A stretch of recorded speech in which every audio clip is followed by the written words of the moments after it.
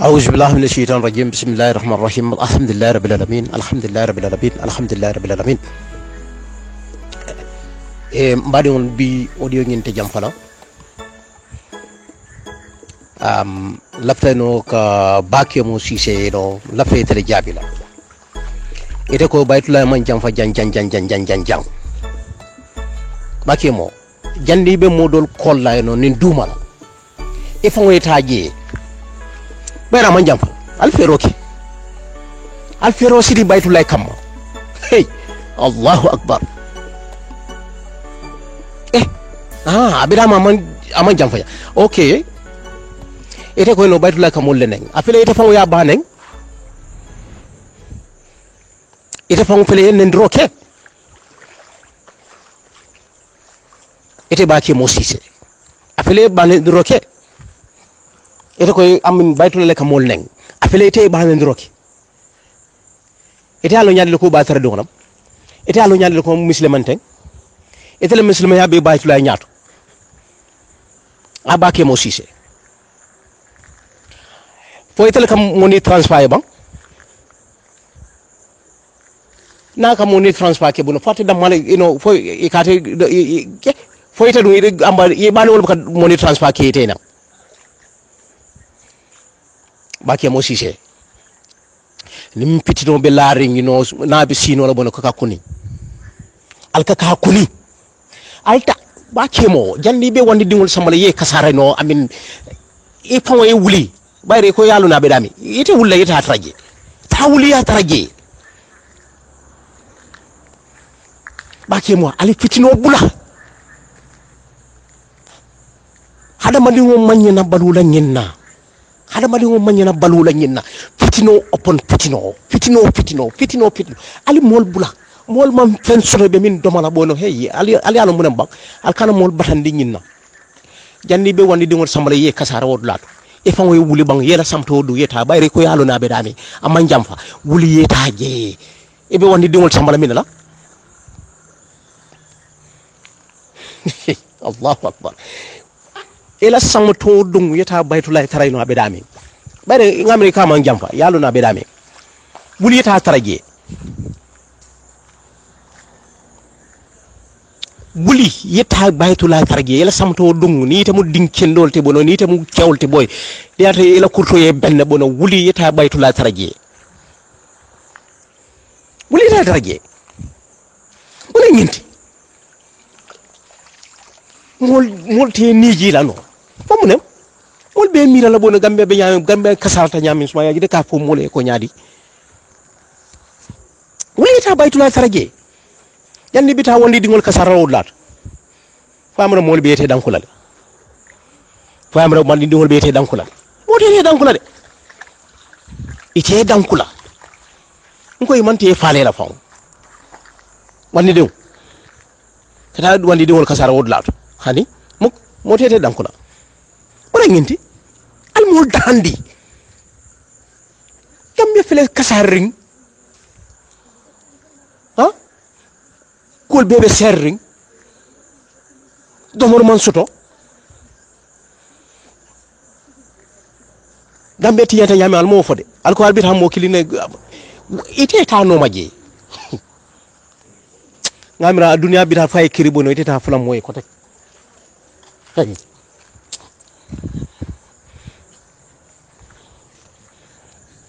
ite ta fulam moy ko tek al ta tarje nko mbela moy kela audio la ngamre ko baytu lale kanden roke bare ite folo yenen roke le ite alo nyal ko no baytu la mu kafir dingol de ngamre fele ya neng ite le muslima ya be baytu la nyaato ali nyimbula ntol be mo baklim fakli won lati no mun fitina la nyenti mo batatal nyin na kabri 1996 bono molbe amri kabri jawrala jamano to bono nandrol mimbe ke kandu fokana bula 94 kala fo 2016 wonen do fobbi no wonen rekilol bo yalla munam al mol dahandi jandi albe nyo kuman la nduma la bono hey ni be kol bin kala boné bu ka sara ibe nyo kuman la duma la ale fere al ferocity nal be to natol be allah ferocity kambo modol fanam bal be ferocity kanga al kamale ala ki ala jibe be nyo seulement le ngaji la jangboy be nyo ba sel la jande ala wa ala jibe alta baytula ma ala jibe be nyo le ba sel la kende kede أعوذ بالله من الشيطان الرجيم أعوذ بالله من الشيطان الرجيم أعوذ بالله من الشيطان الرجيم بسم الله الرحمن الرحيم الحمد لله رب العالمين الحمد لله رب العالمين الحمد لله رب العالمين epi astin kolu mbadi ngambian kol mo kendolu fano kedja antol nyima wulta karakono be aldana men be suto kono fofana ke alnyima sewli karakono samandan kondolam minen ñadango per sanken do yaya eji jam babili man sa besir gide kotrali la mustan la dungolu and delegation me and jate ken be kontonna kan abla gambe be ñadango konton Babakar Tombo Njata Rambo Jata yawa koli amulu ñasi dudu ja katabulan korma bakso anna extrifolu kanslolu chamanolu dipitolu amu sukunda ke kunda katablanko ma alhaji bajo ko dukre pamadu suso epi asinkol mbadi ngambe ankol mo kendolu al dukare alingay wuli alingena adi katol nyini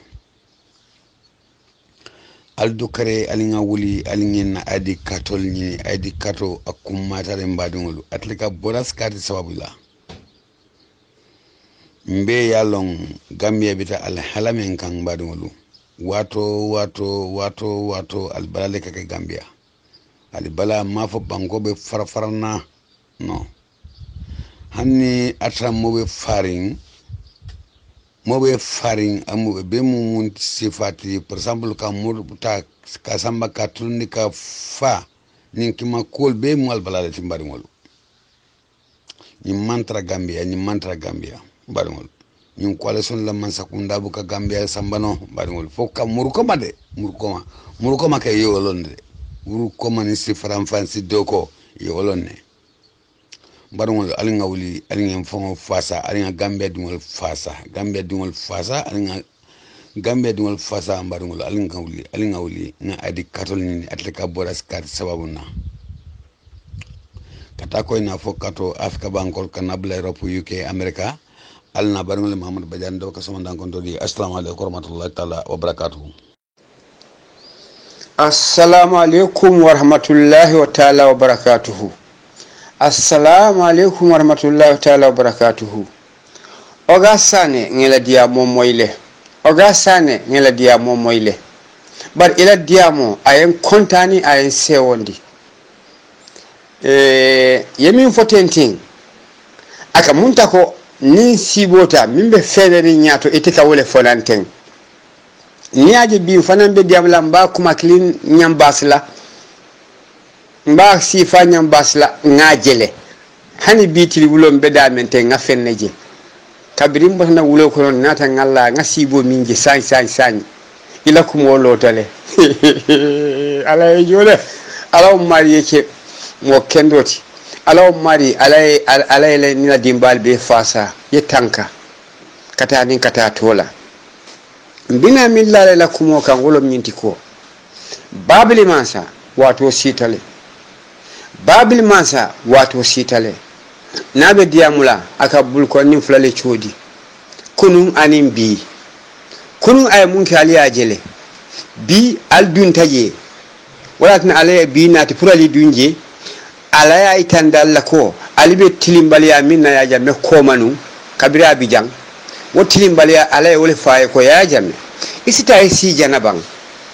ise ye banko tame ya sonson ya jube mol mimbe noma jama wabi hawla tenting ibe kunule noma bare imantara banko la nafakan ite babli mansa mimbe banko la nafakan ogasani ya fole ay bricho lo ay mol hijindi kombo silati je amamin doku bolon kono daoda ajube dron hani banjun fan kono kabira parta port authority extend la yem kodo min di mola pour yobo du lato staff la bago e fayte o kodo stron la momo 3 million ike jo walla pour mbat na le boje korda loye pour ye boje ay poro dada alima woje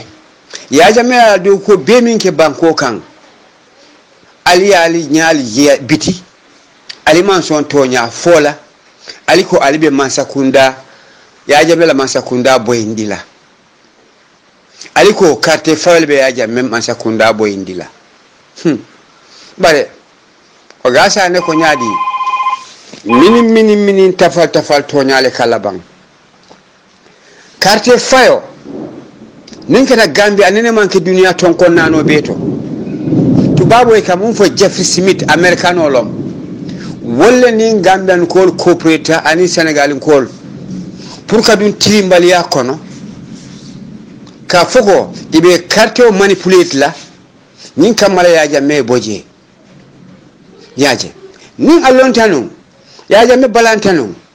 tanni ba fulanu ko yaja me nyimu akunna miro leti bar Allah subhanahu wa ta'ala ni babli mansa din kendo nati banko kan ako babli mansa wakili bang yeta ni tata sani na dila bang na jube be munkela pro ni murun tanan isalon ko yara fan misilma kendol mimbe gambia kan ite be wollon nale kafiri furgo mimbe banko kan ibe wollon nale sini soma motena la lole fe ka fan yafo ka foko ha nyimbe tenne atra ite mollon already mote mo fole mimbe nyame fo ite balon nale molbe nyame tapale yakata carte ko to fala bango iko ali winta andu alima win Jeffrey Smith fango nying ya muta America ya soron kari saba tili saba inata abula fa fango ya admit ko yar fang ay sunyaro le ci carte fa kono carte fa la manipulation be tilimbali amin kata hayna ya jami bulo kan nte dole ya fonyede amanche konte ngajele ahana ya jami bulo kan African president be ya jele European Union be ya jele so ni atulbe tika la janko atolle bankota nyaadi le na manke faniati wala tinna ala nata ya jameta aya jenkendi demanding pour alkana fuko albe jikila la throughout nali kila throughout ba fa ko ha ya jama yanta fogla ya ba wala tin ala fana ako patu nga fonyo ndi bang atol fana nga jube albe minkela katu kabiri ya jawra la jamano albi haw ko wulol ya jami sita albi haw ko wulol sani ala ya jami samba ya sindi tolel nyuji ni ala sita ale mun ke banko kan na man ke jenoti ko di sunyati fania fo dabarolu kortewol ana law batara morolu la hilajina bar ali balon na ko korte dabaro ni momo ka ke mola mi yalon ka me tonye itebe burkalale ila dimbal bebe burkalale morol al korte bula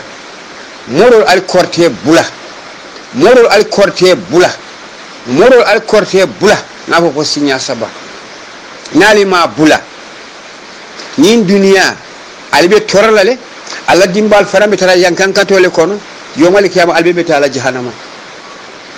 wala tinna yin duniya momo si hakilotu babili man sam multi yalon ko Allah subhanahu wa ta'ala ya kantale babili man sam president mi yalon ko ay Gambia dingol fasa aman dan Africa bela bantala bankol fan African bankol awol bele fasa ko duniya be yalon yinat na tubabol ya kon imalla fi pour ay tunyim banko kan kat na tajang do gitla wollale inat na manipulate thing ba ila ni manipulation no afela feñi ta kotonke malobe tubabol fangu bulu bibi ni tenga sembo soto EU European Union ila ambassador mbijang mbitale nga kick out from the system ay bojang wala be yin tilimbal ya kono maksala ay munake ay Gambia ta ay sang ay Gambia ta ay bulala jubo kono a sita Gambia kan ala jamaro ben tol katama walla Gambia man sembe soto Gambia soldat kendol men be banko do ku kan ata Senegal soldat nati ay wol landi e kungol kan dañino man sonia soldat la karola ibe torari ibe batari Senegal mo furingol ka wol nati ko woli sen gostole soldat be wolle bulu e ko mo soldat be wolle bulu aliko albe banko sabbala Allah taala nyamen bare folo sa fali ngam mira de ka bring ali masakunda ta ani sai tema ali afonye mun development wala keta jangi beta bolon kono ali kam ko ay gene ke ka wo banjul kata birkama ali ya jube mun fama do kuta silo kam ya lo ko nyima sakunda ya do ku a be ya jamela do ku wolon hali suute be borla hani mallam ko mala moto sta faye tan bare bi mbe toro min kono nyimma sakundale yaake muna tinna ndo toro kono ye molle cikamiya lon ko ibadi ngollo ima ikma soto ima londi soto kawol appoint as ministers director permanent secretaries iko be banko sabala nyaat ya lonne ko baro nene man do ko ke man sakunda andu baro man sakunda tara bulol long sani itauta ya taya tombong puni kambala ni wol pata sunyalo la barota lon ambi wole kale inata munake inata tasi janni baro ya kala bakaram tala yo kambe ko be lut ya be sunya ya bule la jugol ko ne tenkunku bi baro na taji ko yara fan intede ngamin fofo mol min ya maro lante imaya marno sila kendela nte ko ibe yamar la ngata ku ka dul bi do ko kelman sakunda yara fan wolna tel pour que fangol la jubol fandi afele ila jubol fata ba jandi be la jubol fandi la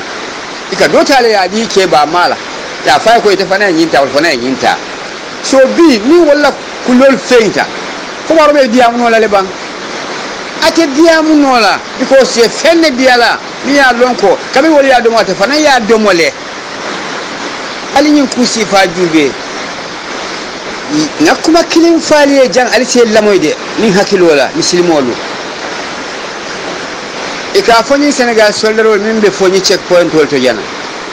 ila misono minti bi mba fulali yele maksala baro yusule ka faye ko baro sani kabiri aja mebije o soda klima hani pour ka bona janka dum Allah sate o kon banko kan pour ka ta rebelol kele Casamance ba sayin tolbe na soldarol natila check point le stalo foni ma fangola pour nyin kamale saraji ya study ya lo rebelol be dame pour isi attaque wolem ila missionoti bari ka foko inata ka foni kolle kada fika konyin kol tonya ka konyin kol tora ke kada fike tinya o fanan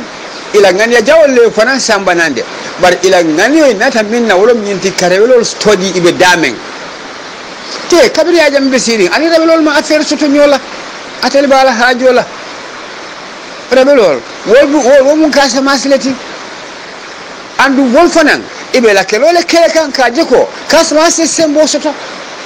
bare maksalla nyimba taro wolen nata ka tinyaro ke kabri changes tata ay Gambian kol nene kan na president ta ka Samba Dakar ka kalindije o famu mistake quality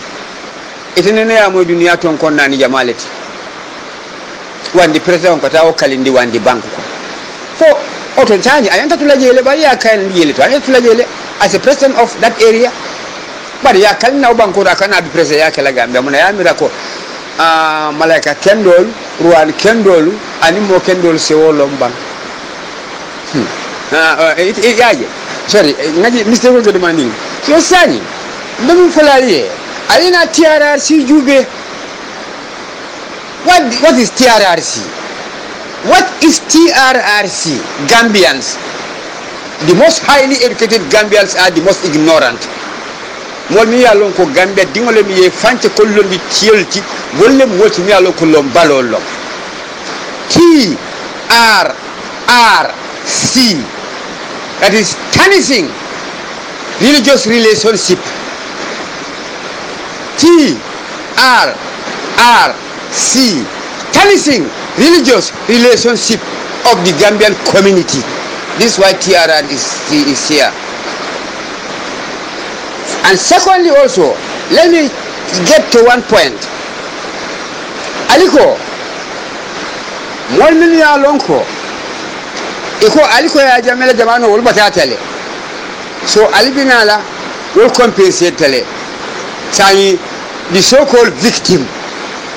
Aliko albi victim will compensate la. Allahu Akbar. Scenario pele mi ya lonko mbele ndo di Allah bi baba. Alila moy. Sani momi wulita ay kuriyake kwale masakunda banko tinyala inata ya tefa kotonke abadingol aning miliyalon koy kanata kilimbali ya kono kanata alinata aliko victim center aligita wolle compensate katjol ya jame yo torandile parsani wol yamuneke jandi ibe torandila yamuneke foji alka diamule Gambia journalist Batarol te sonna je fola journalist be Gambia UDP journalist lem somebody who got up to challenge the government in order to give a coup d'etat to the government and he failed. You consider that man a victim? That man is a criminal. One more victim alone. They are criminals. And then they center million the Kafuko center from what they come to protect those victims are all criminals because you cannot protect a criminal. If you set a committee that will protect the victim center, then that committee itself is a criminal victim center. This is what people should understand. Now, why did Barrow took action when 3 years Jotna stood up to challenge him? Ngamurunje local kamoto aliyamoy munatinna 3 years Jotna watu sita watu minna ipalta ila wo kalabantiala nin katato ya minna pour kata ka Barrow jindi wala ka demonstration ci against Barrow pour ay boje pour wol se si sani munatina Barrow e bay munata dole mutaji bute oto Barrow ni Barrow ya Barrow moti mi yalo ko ayemi la kununna oto minun pareta kaya me boyindi wol muta oto anyanta ya jamme tentulale kat oto ya jamme munkenu ya jamme watu ye munkenu atafana ye woleke so bari they are not, these people are not balanced. Ika lole silo kan nibe jubero la nyaki ne ka jero ke fulanjangu buka jero chanu hada mandi mi yalo ko nyaki ko jero ke fulanjangu ka jero ke ite manke moti mi yalo ke be kuma fola mbe sen yala alin se hakilo tubake oga sane baytulay jamme jilan ko jato mbali tentula mbal jeyla maron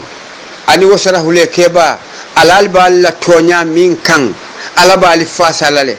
anda alla dimbal bebe fasalale poyo malikiyama bari nyimmo kurngol minko imalla fi ya jamela masakundala akorosi de tasilo ko yaji momo ko yaja metena la yaji mambeti akorosi a Mario namanke Kasamasu Senegal koti Guinea Bissau kolom natara awuluta jang salon ko afana ba ma wulu jang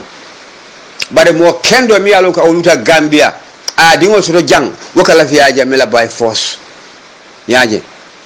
mina jinniwol ni fonni ko mimbe diaspora kin sport nyol kin sport ila wele diamo siata ida suki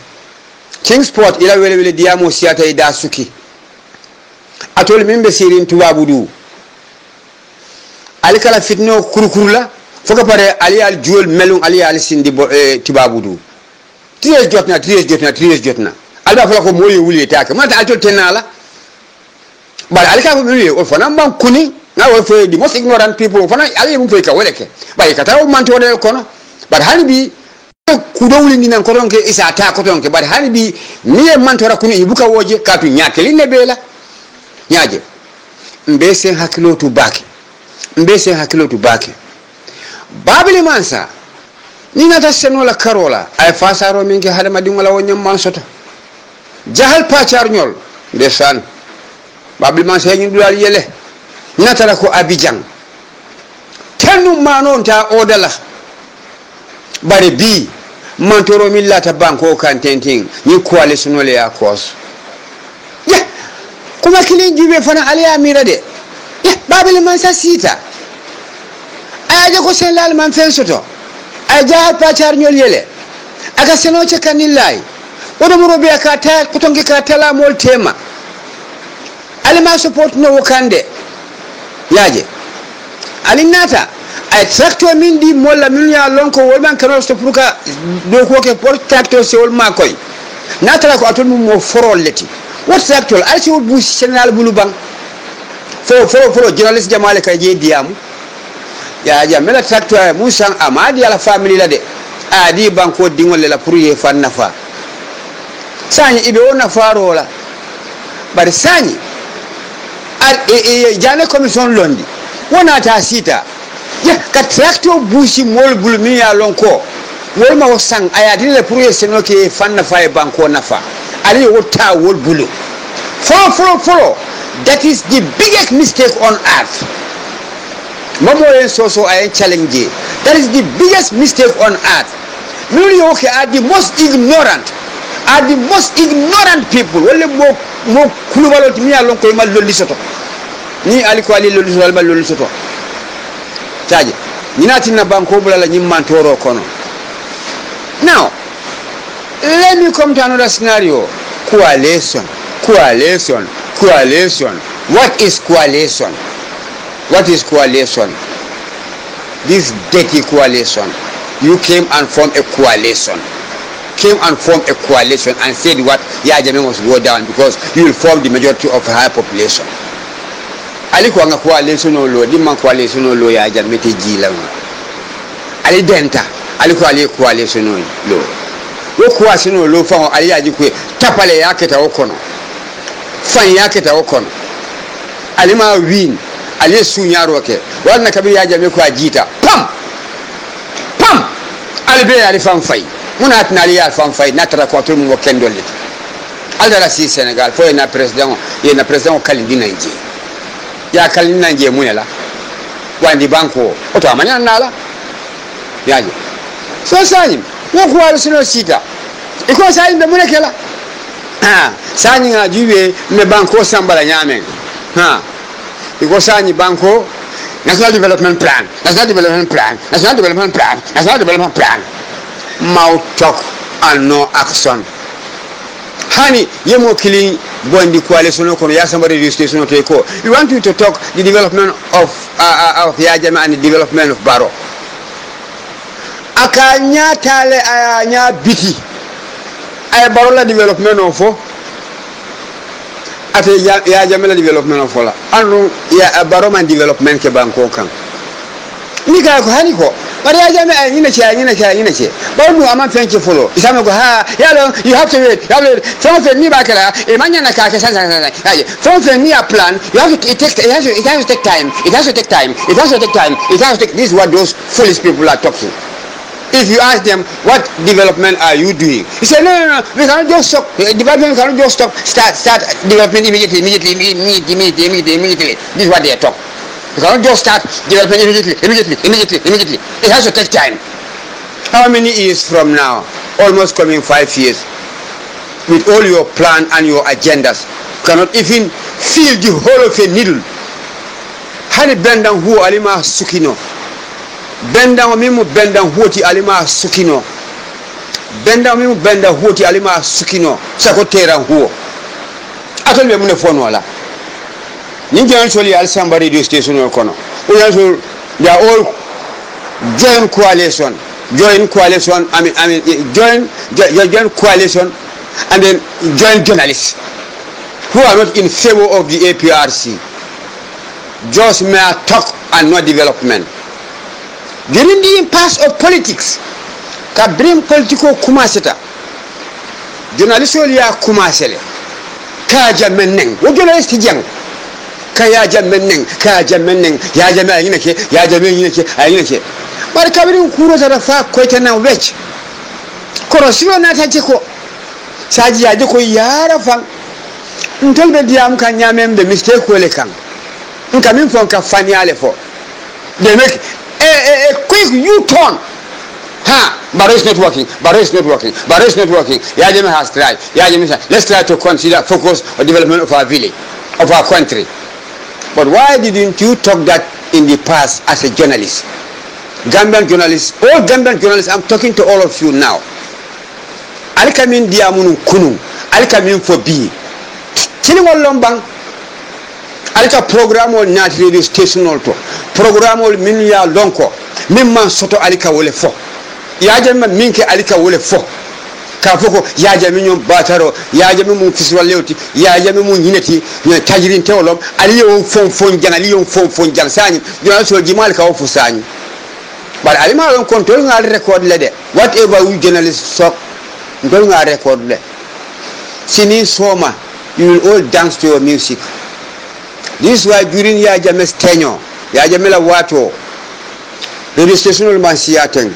Because Amala Vini Wulia, Minka for journalists will come out. I fought.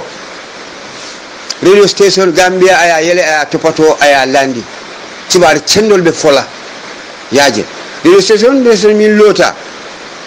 Minule in for. Ya push to them. They announcing your killing. Now, they continue their program. GRTS program will continue. But the beam betembo minto sani. GRTS. Ye fengo fenfo. Ani mimbe keri dunia kono. Samani mbanko. Oto Gambia nse hakilotu. Nse hakilotu. Ogasane nyimu potenti nga tentu nga jeyi ogasane B ntede ntafura luwa minna sibota de bare mfama womun nasate imamo letinu ay sirf kilin soto ikafa karaya kuba wala kanaya nana taya nabe seila mfama ka sate obe kumandile momo e fendi misoto ya contribute manolem nyolem tiba nyolom ngadiala nabe seyla luwa minna nkamu holi luwasinan ya bagasol samba fabrikama den motoy na kuton ke yate samba ala bagasol samba ayata kontanta mfama la kuwala anin fama min dunte tema wo ala drone wolon te wo fulaliye walat na yente tola atela yaje nina tuna yente tola atela olo sani ate fanan kabri yente tola atela mfama londo misuro ate bulu olo ndi dol fanan bente bulle bal sani scenario killing nata mimu ogasane ko yaje mela na wato sitale aliba so la lede bal hakilimal alsal nyaali lede nde fanan kabri ngalla sibota ni watin kono ngamuneje mfama wole fundita nan karaya ko balota nyato ye fenne fanya nyanta min tala nan pour nga sada bondi nyimma sakunda e buruka Allahu akbar bal kabiya fonye ndo fion fola de yaje nyanda fa nga fo be ari nga bante fana nga sada bondi Allah subhanahu wa ta'ala ala falilu ya kono anala sembo billahi wallahi ay sada jabile oga aka munta ko malonji male ya fayde bare wato sitale pour ya jamena oto momo e banko kan mi ya lonko ya jamen nen ila baga so pa kabri sani momo mi ya lonko be ya jamen nen kan wala be kuriya ka be ko do sunya kan ila baga so pa kabri sani alkana cibiri alla nyin bumba lolla alkana cibiri alla nyin manson lolla cini soma wudla lebe kala police checkpoint tolti atakala la family kordati albetarla nimsala fa nimso kono fali fa sa alaji be ku dan laba mi labanta sani airport dube abe nyamen al airport dube ya ko be warani nyamen kabriya jamala jamano ay jawra jamano ay control tawalo anata bilalo mi yalon ko mol ka sidame babli man sanata ay control tawa fana lo min tambita wala ay dolo mi yalon ko molbe garda dame wala tambita nyintala barunata ay mulake airport ko no hande fen amake no ni ko ha ameta do ko wala na ay woke ba sani ay apotolo anala ya masa kunda ta ni wa apotolo se kari jellom sani jellom o sai tanda ko mo le mi yalon ko ay ngani sto gambe an ko liyele yaaje sani ala wo do ko bede kurungol jawol ita jela iga foko ha yinde aman fendoku abe lombalolom ani tayirin tolom ani mol mi ya lonko e malla falre malla fala to sani janding men fanula diamola me ali danila banko din cendolu o gasa ne mun fo ali se prepare babili man sana ate mo kumpala babili man sala na banko kan ate mo kumpala bahila ni babili man sa simo lo jang albe surprise la ba hanate wani ya fon sila development min be ke ka banko abe tambila development min tambita fan yaaje so sani mbali tentula mbali jeila misafali ko na yamari labango nimmita baroya bi tonya aliye banko ta tilimbali ya kono aliya ta tonya kono ota alni Allah taala man sole tema bar alisa lonko ite baro ise wakili ye dani ye funti ye fan sobju ya foko inte de ngafo moli ko nene man do ko ke man sakunda bara felen sita yarfa ngamol min soto min te so round e ben koma ngamira ko wolbe ma ko la yarfa nyani te bakalam tala en te kununne oto babili man sa ese yam famma ni o fo billahi wallahi tu wonata bare ni iman nyim fo ilote la kan folo kan ilote la kan folo kan mi alon ko kabi ibita midi fama stoye min fo abebe rekordi ko ete sembo stole ko do be bulu sadarol be bulu ko do min be bulu ni parta ka do koke hani wulol ani menengol be balon na ko do be da mote konkola mano be ala fala fe mo fete ba kala ten ila kuma labango yemu foje ko yaaje man fen do ku sanje de ngata fala ko feto nya fo fe man to nya bar sani ite baro president mi ye wofo fo sani to nya lemban fo to nya temban ayin kay fangala ya jube so na ya maro bita damen ta tubi seo sendi yaya ma as soon as possible ni atra ko baro mani o yo moy ala futandama na atra ko aya moyle ay action ta as soon as possible ni ama action ta isalon ko ala badingol ye wuli yeta ya won ya faye ko tonya yin fondin ko mo tonya lom ntem wonnen ntem kaja fila ngana domandi baytulay la karola baytulay nali man baytulay long wala ka haw ni man baytulay long wala ka haw ni mi ye baytulay long billahi wallahi hana diamta ibita duna din ko kono ye ya fo moli ko alim biti jandi fa no be kala itara din ko pour mo kaneje baytulay tenene man baytulay long before mun jola ta te mun jola ta bad nene malo mi fo bar ala diamo la ko en kontani jamme jilan ko madon nyol jilan ko jato nyol yen kontan iki ila kumol ila kumo en kontan fala ba ngon nyanta min kala fangta malo ko ba en taba tala ngani baytu lay long nata fere ken tata nyim baytu layje bar kabirin furaje ntol mo sabal tata pour ka baytu lay konton kaje furaje wato minna wakata mbul ka ku balati wala tina mo min bi hawla baytu lay kan ida suki baytu lay tusul babil man sakaya marile aka faye ko ise sabari ye munyota wala tina baytu lay be derin bari nin atara ko babil man sabuka aya mari baytula hana lafta bi istele la kaburo kan katun tenga kuje nene mawoje kabirin baye wulu nanye ngamune je mo sabaltata pour ka baytu la visite mfuraje kay ko assalamu alaikum ako maaleykum salam funtana bungo kono a funtana bungo kono wato min nga nyo konton ay siran sabata ay siran nanta ay adidi no wala ko ala samba yiri ba ko to ali allo ndije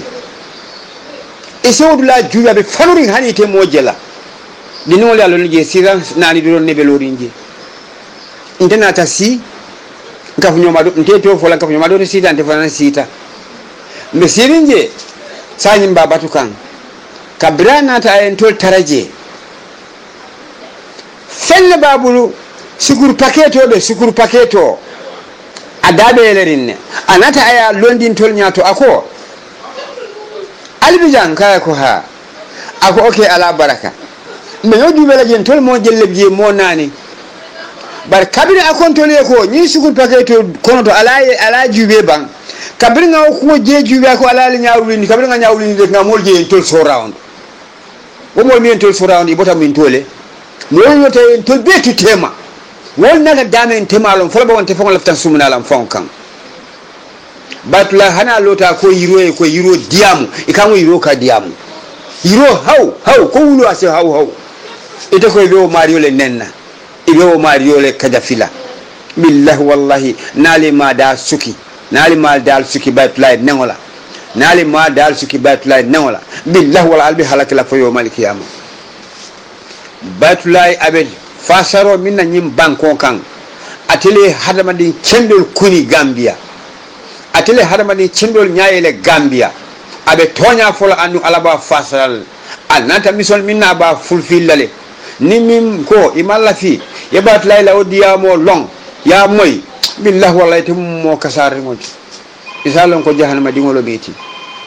oto mba dingol na audio ate jamfala sa hekatu a jamfala nya mbe alsi sabari nye ni ko fale mi alon ko abali mantora alsi hekatu nye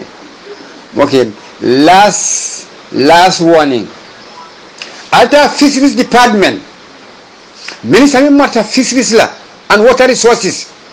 nte ngado ko ke water resources le nyow ka jio kilo la dame ngalonne osono bankola jiola osono la diko kabo jio kan katafo dep konto ngawolonne andu nyin ministre mu londi ama wolong hani na batara mbulol ama long anata si anin panderbe kumalay ko ibina munel kela ka contrat ko sa en Gambia ni China pour efficiency indi Gambia nte fole nga challenge nga pa modu call ka karja nya pura nyin call anin tenga tasiri ni ngoto aman song pa modu kabiri aya jeko pandir kabiri aya jeko nga normal fom batata tanya bukan na call fangota lunkini nga call nga so accidentally ako mbe kawla kle mbe Senegal len kanale ina rek mbe call lali e ngami sakoli na diam amake katu ngalon ko mimbe kerim bi mbe ya maro le dilanu kabiri mbabili man sabijang ay mun ken tolla bala sogalan sol ay walla nyini sodoro katara bakono katara kantarola mo kurmo te dunno la na bakono na senya nyeta dawda ni mo dunta jiya bajilale bar kabiri nyuma sakundana ta yol be bondinan na bahayna bantala fayrim banta e karakilinta ya di Senegal solla Senegal soluka nyo demana ila bakono foy dun tolla bakono foy kanadi ndingol lipan na bal fon kono aliwo tilimbali ya manya jube ban abandan wo damala okay min labanta ja wolo nyinti sani minister diam ta radio to of water resources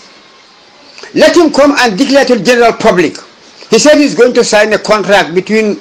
outside countries and Gambia so that we'll get a lot of millions from the fish that they got from the Gambia. Ako atebitala abe mulekela abe contract ko sign dale fonto lafta malafi aba sign dale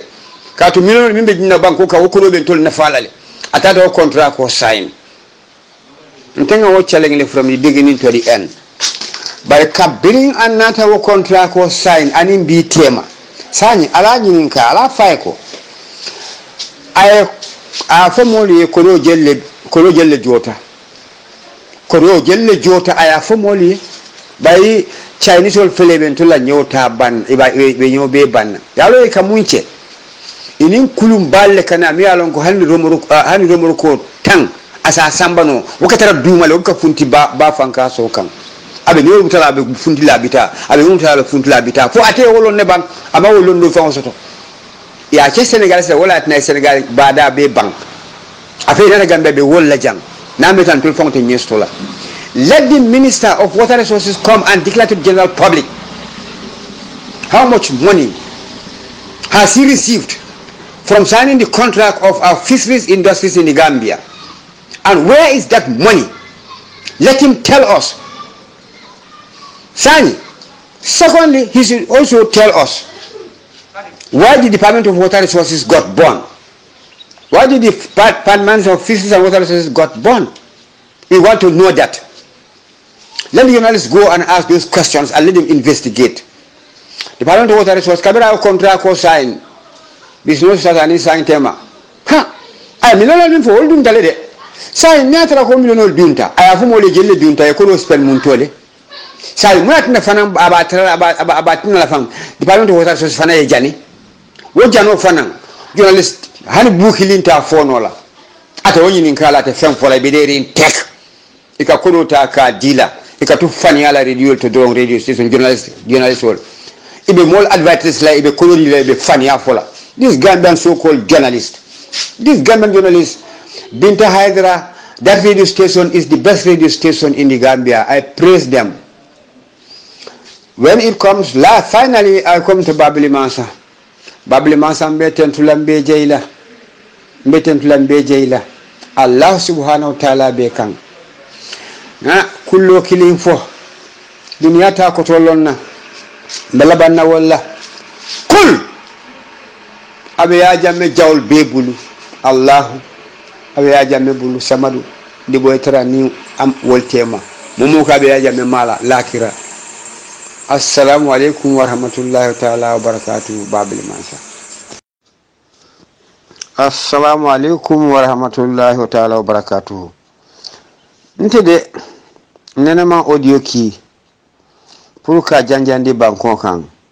bari ñinu ñumbe foromo kono minul ya lon ko e ka baytulay neng wolta burukatale ndesan wolta burukatale minul ya lon ko be siri be baytulay neng kan billahi wallahi tallahi nallahi chilling billahi wallahi tallahi nallahi fula billahi tallahi nallahi saba billahi tallahi nallahi sab nani billahi tallahi nallahi lulu ngan kale nin da mansola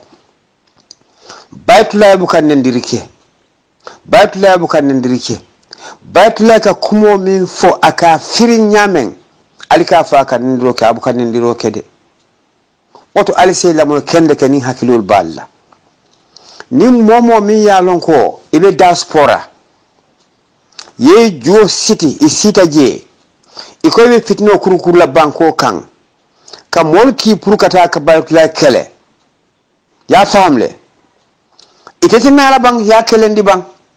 ilo la jebe mol kila ka bo bila won mo flol min diamuta follow kilingo tomu nyali leti Ablaye Cissé flanjango Mariama Diallo bare kumo sembe mabita min kan wole Mariama Diallo ti Mariama Diallo diamuta ka foko baytulay ba wo ba bew amete fanen ame banen ite kata baytulay ba manen ngalon ko ni baytulay yenen ijo basani abama ana fama e kaminul nen fo wole nen bang flo ala karola ite burkatale nata ntolla ciosano la karola ide fanan abe tariyala nyamen billahi wallahi tallahi abe tariyala nyamen atol mo flolu ali tubi say baytulay ma just within 2 weeks al tubo sendi baytulay ma nali ma sendi baytulay ma al salla bol kumande ali a foy ko jandin Gambia ni Senegal prekano be banna alla mo le prekano sang ya landaliye e prekano sa ya landi aliye kadu al fuye mal lebinala ate bayla billahi wallahi fato nyanta nyine kela toujours toñaɓe fola banque kan atol alcool ma moli toña fo marañol jilanko ja toñol batulañol ani wo sarahule kewol wolle mol be kunindi banque kan jame jilankoñol wolle mol kunindi banque kan tilimbaliya anin tajirinteya anin suñaro anin kodi luto min ɓe gambia kono wol ka wolle fo ba atol ko ate sonna ali o moy oto allah falni al balɓe wolle kono niaje moye kuma fo moye mi ya lon ko ay suñaro ke moye wuta mi ya lon ko yo ma suo support la oto ma dio fabi jele ababi jele ntol bu kan ndirike batla bu kan ndirike bar sani atul wuta ali al fakdi kendoti albe diaspora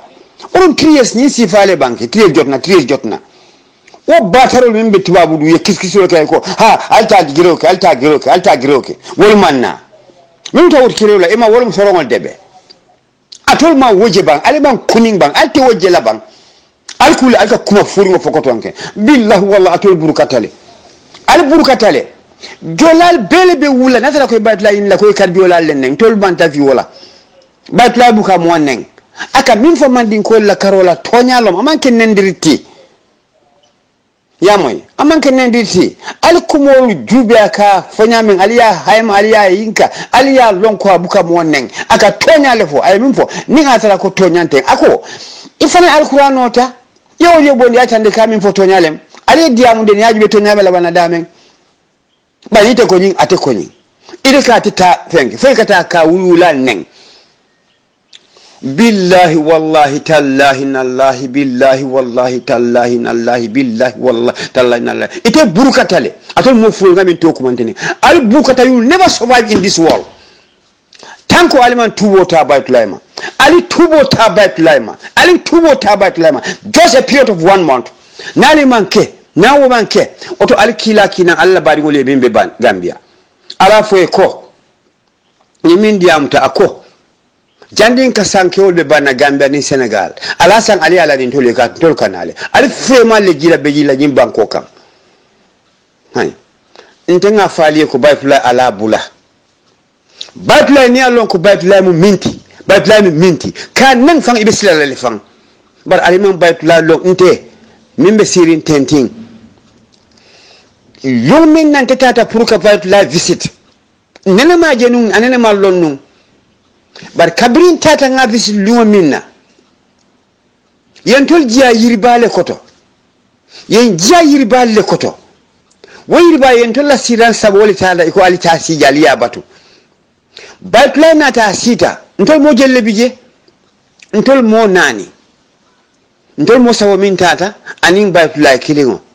baytula na ta wato mina ay fellandi duma ako aliyin jube ban mba jube re kabiri ngam ko wulin do na harama di wolje tol kuru wala mani woboto dame ntol ngalonne fontol fo ngolaf tabor la ko hay alkana bori o harama di woboto dame tealonne ndel fo malon imi la dro yiro tema kata wula ba kono it's a long distance bare ntol da matata si weyro koto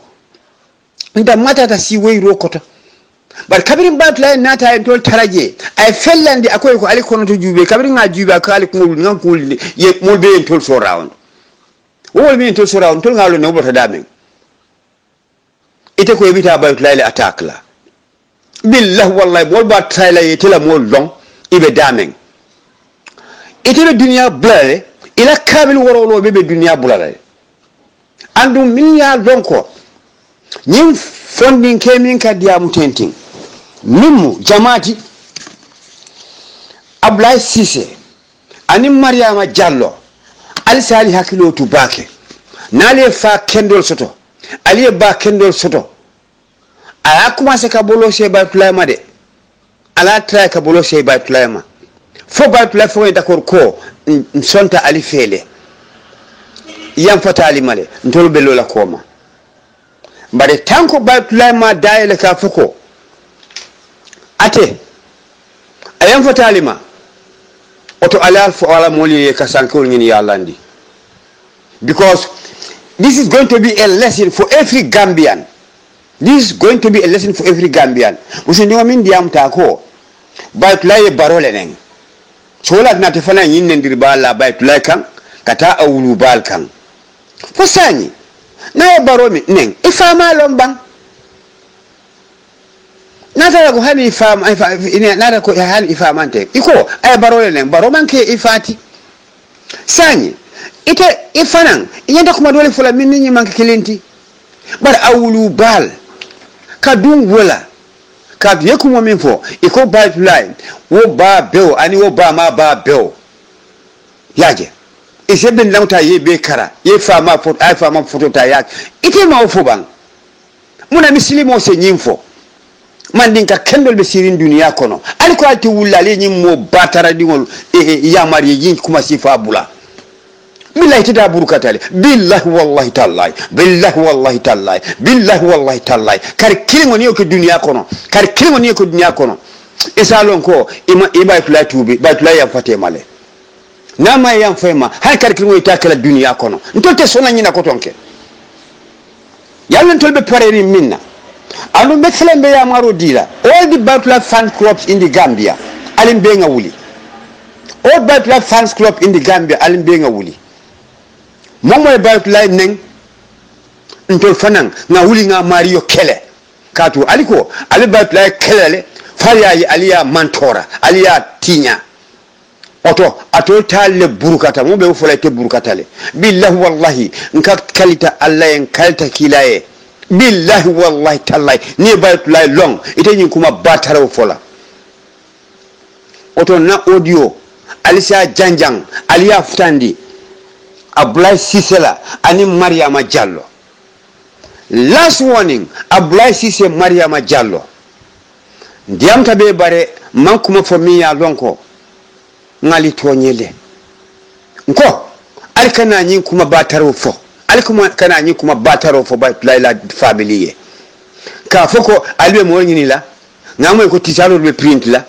Kata fundi ka gereoke ngamo ko sabiji mo tatale ba tol ba kan almaron tolbe minna alawa ntol ba katala hal mo kilin na ngali tosto nyin dula to albe dunia bulale because Allah Ta'ala subhanahu wa ta'ala ako nimmo ba tarobe wuli ya fola dunia ko mimbe fitno natila alo mario bondi dunia ko wala fesiata ay mo be dundi mantoro kono o nata ko mo kilin ne be lola ka foko e bayt lay nenna ye fan kufur ko item molti min ya lonko londo be bulu pour ka kuma fo mi ya lonko ase bayt lay de ndi walla sa silandi andum wokuma jawo yemin fo Allah Ta'ala malla fa silola isa lonko wokuma jawo ikamin fo tenting Allah misilme kendol be wullal yaaje ko ete burka e bondi dunia kono because nyaata ko ete minke do fanayo jola abita mun kela fitno le manta banko kan andu janni fitno bi tala banko kan mbe telefono burkandila ay ke les noti for everybody pour sinin soma mo kanafo ba alikuma kendo fo imalon ko baytulay jame jilanko ani maronyol ani wo esamay ani ogasa nenyol ani no ntolbe lori wol komale bimbe lori wol komale soma ni momo ko ibenyunu mala isalon ko ila kaburu prepared to nya folal tolbe wole sembe ndikan to nya folal tolbe wole sembe ndikan bare momo ko be to nya fola ali jankadim batarol ko al tol ko albenyunu tol tinyala atole be burkala billahi wala tabayla ali tubo sendi jitin 1 month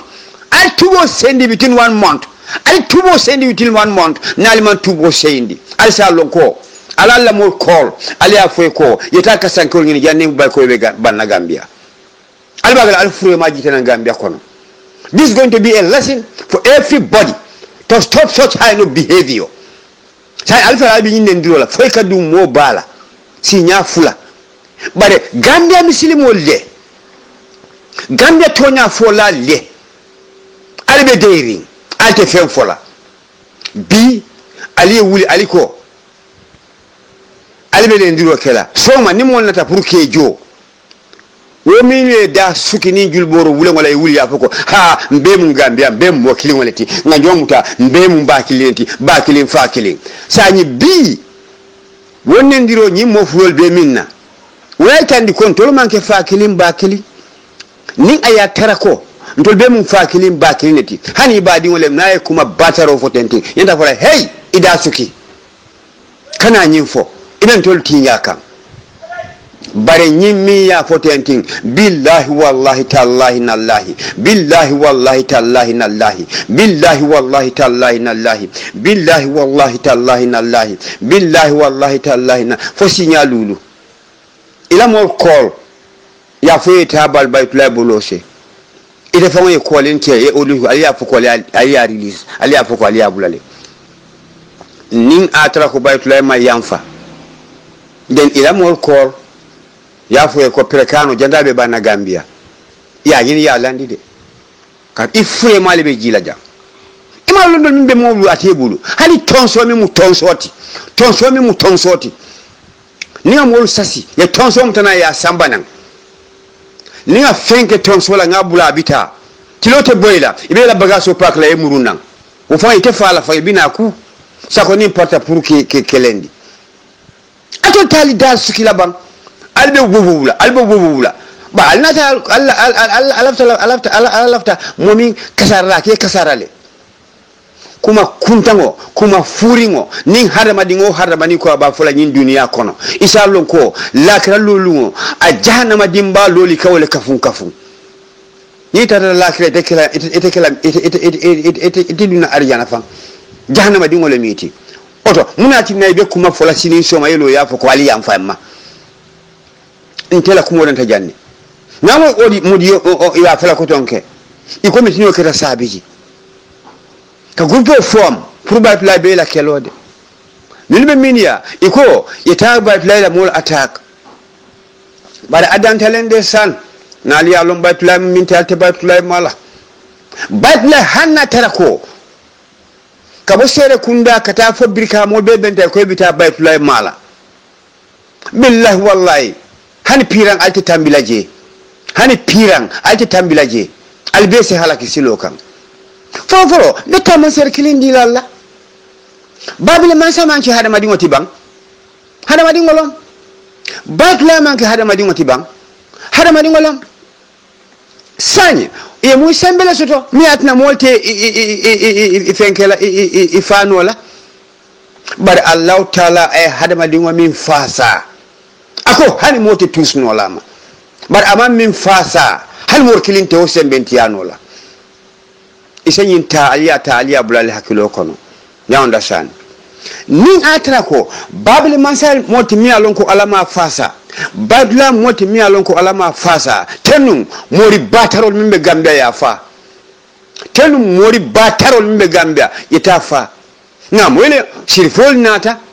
yara mi sono min aliya moyle wasato almamed jalle bentaje ye minci aliya moyle UDP ye mun keleke batlani ya jamere aliya moyle ye mun noyla oto hadama dingo ye mun fasa ni ko be wo normala isalon ko jahannama lo ikawole kafunte wo mi la diamol leti lakara lolungo ibe burkale fa fana be burkala because boyle be nyi batara ya kumo fola ame advice no my friend, let's keep our mouth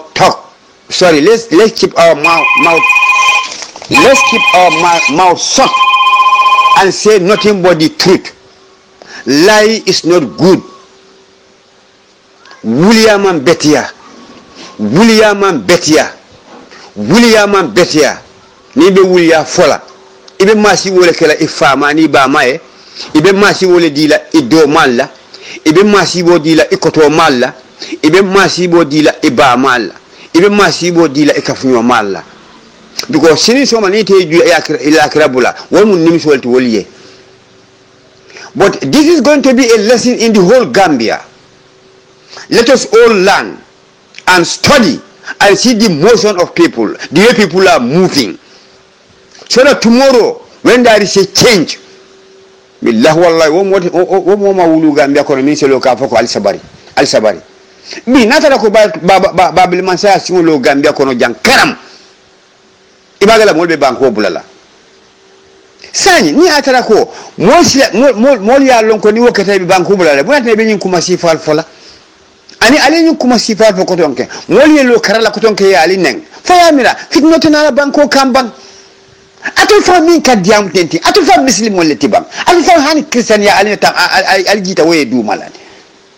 mona muslim o sediyam ten ka fo moy ko kari abawo babeo afa foto sa ta ngasiki sai ni tenga fo ifa mai be sonna wala le bang ni nga fo ifa mai fo be sonna wala le bang sai ni munati na ite ba fola ntol fa mai wala ntol do mai wala ntol kotoye julo be jolal de anda be jolal nyamen ibalo nako diaspora be damen ibe lawd la julo kan ajube de las iba jube kan las you'll end up looking open your mouth in hellfire.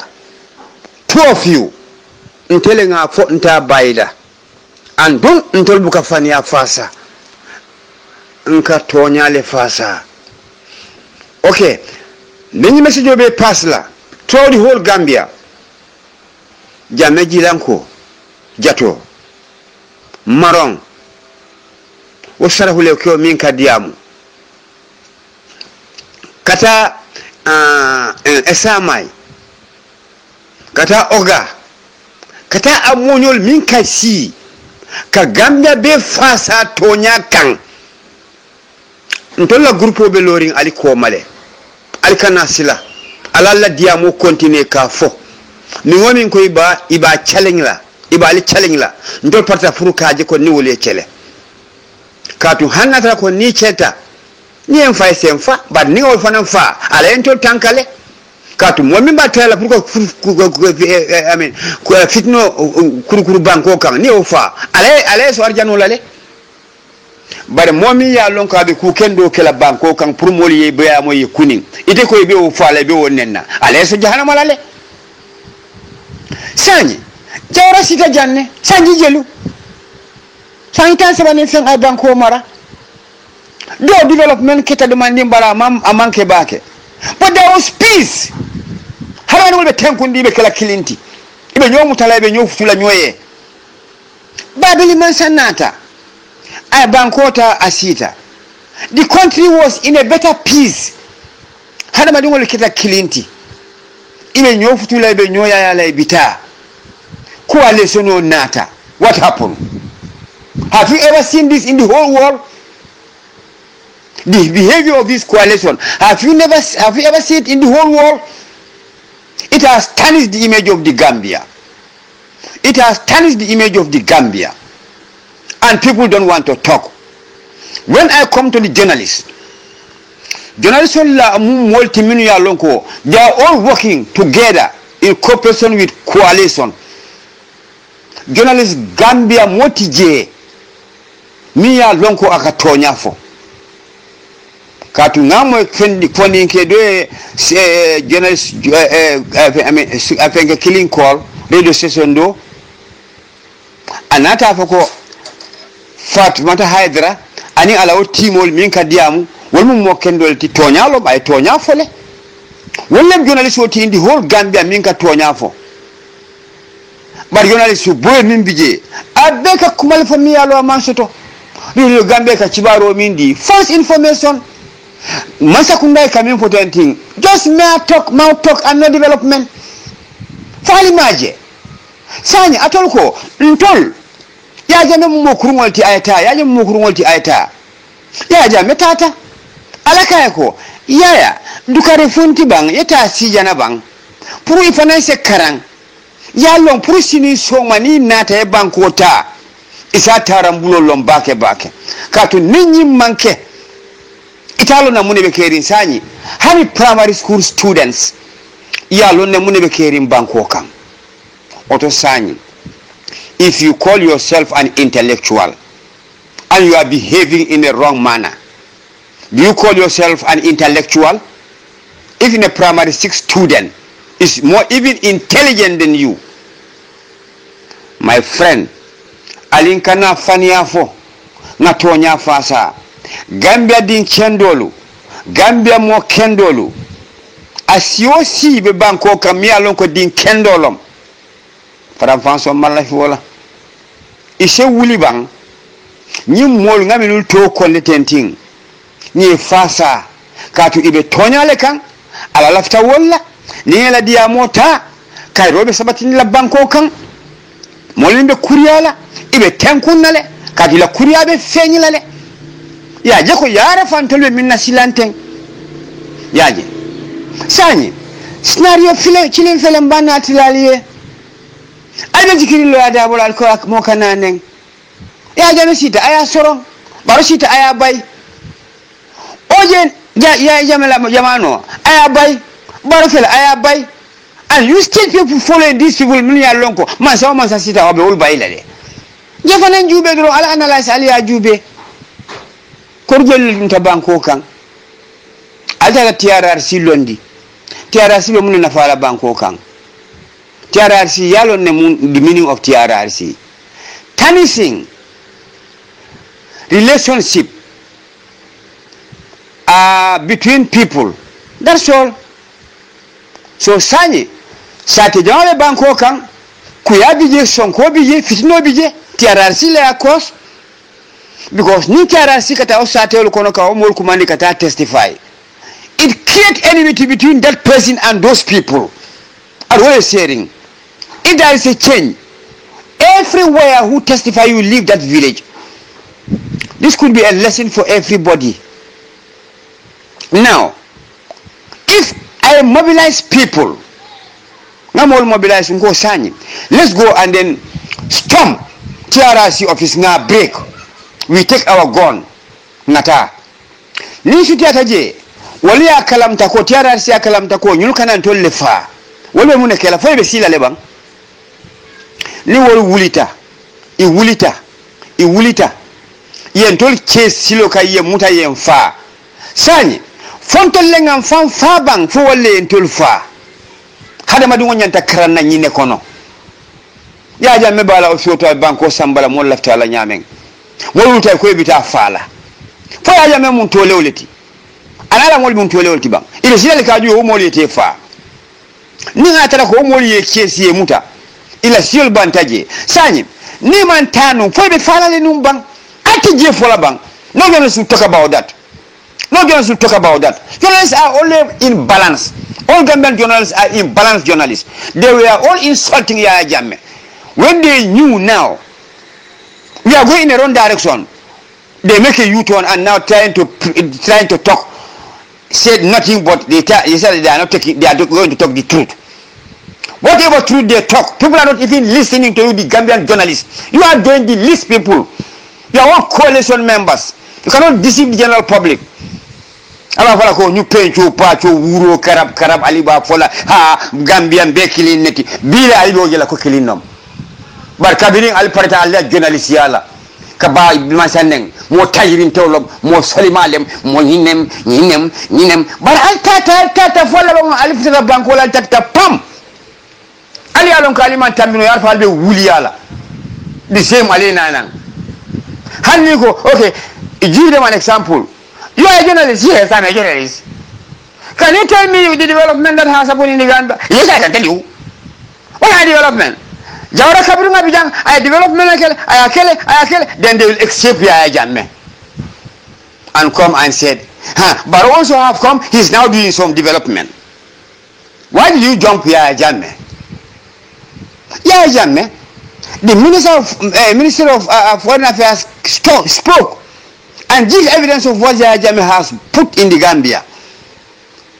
Any journalist talking about it? Nobody is talking about it. Because you are all enemies of Yaya Jammeh. These journalists, so-called Gambian journalists, join the list people. And then I am trying to warn all the Gambian journalists. Talk nothing but the truth. Talk nothing but the truth. If you talk lie, you are gathering firewood for a hellfire. Because if a journalist stand and talk, just mere talk, and you are not saying the truth, even a primary 6 student is more intelligent than you, they know what you people are talking. Go on laughing.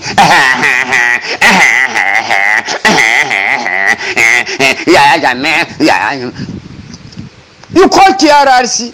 Somebody to TRRC testify something about Yaya Jammeh. Now, when the person wants to talk something important about Yaya Jammeh, he said, no, I want you to say this. He said, no.